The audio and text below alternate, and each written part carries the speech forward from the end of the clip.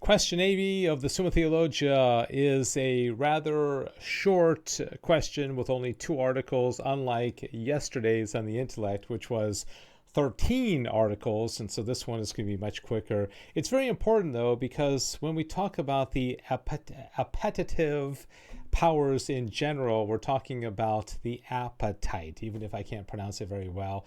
An appetite has to do with those things which we desire. It's part of everyday life. We're constantly desiring things. We have appetite for food and drink and sleep and sex and, things of the will, and to get a better job, and, to spend more time with our friends. These are all appetites, things that we want.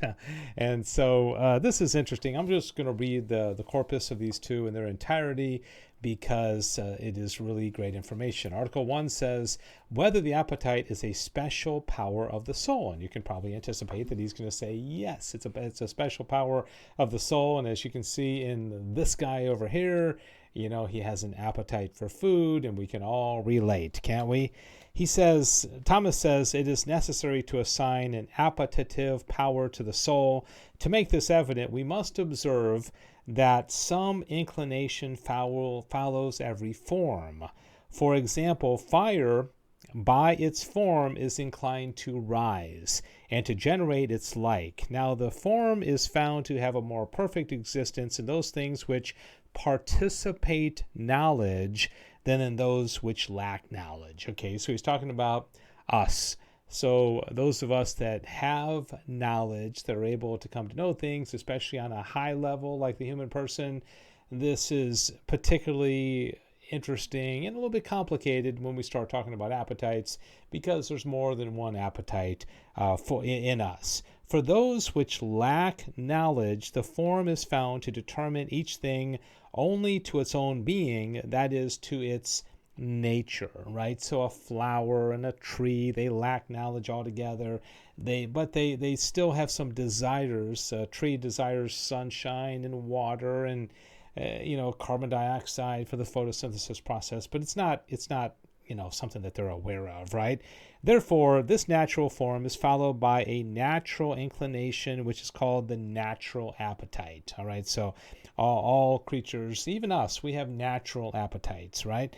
But in those things which have knowledge, each one is determined to its own natural being by its natural form in such a manner that it nevertheless is receptive of the specifics of other things.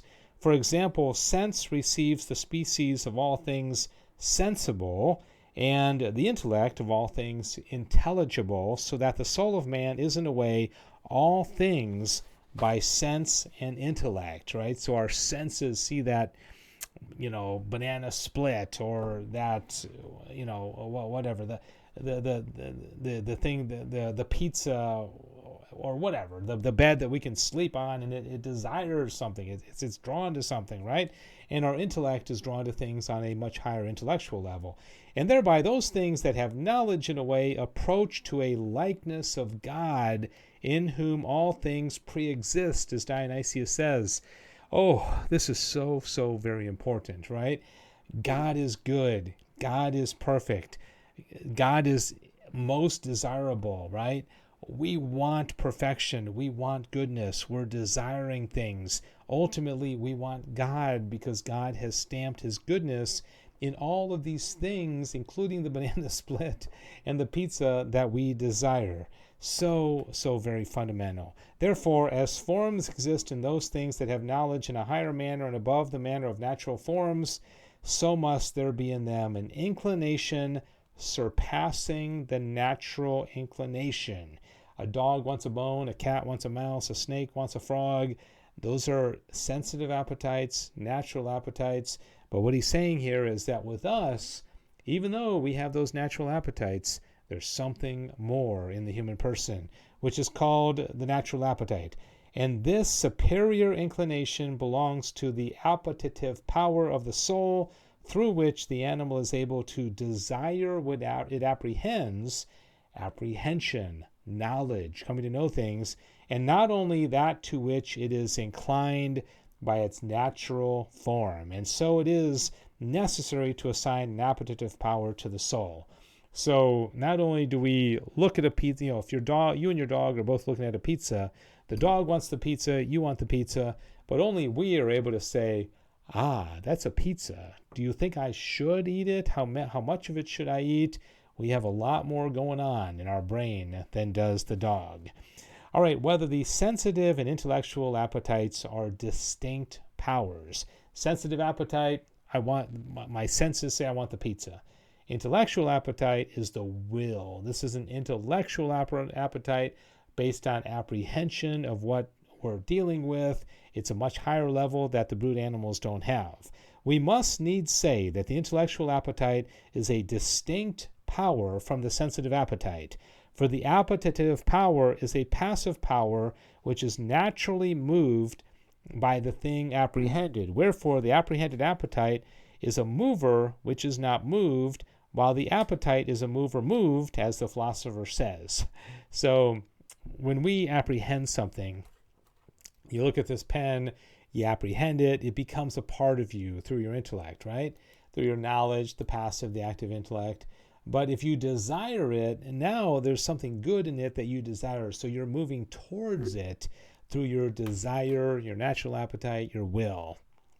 Now, things passive and movable are differentiated according to the distinction of the corresponding active and motive principles, because the motive must be proportionate to the movable and the active to the passive. Indeed, the passive power itself has its very nature from its relation to its active principle. Okay, this is a little bit confusing.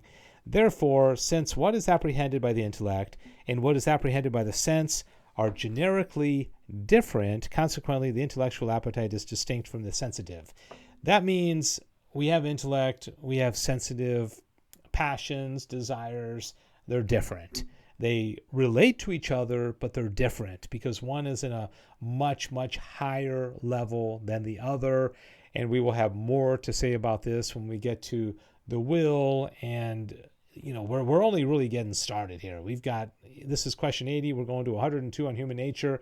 He's going to cover everything, the passions and the different types of passions and powers of the soul. So hang tight. And hope you're enjoying this. Thanks for watching. We're journeying through the Summa, one question at a time. St. Thomas Aquinas, pray for us. God bless you.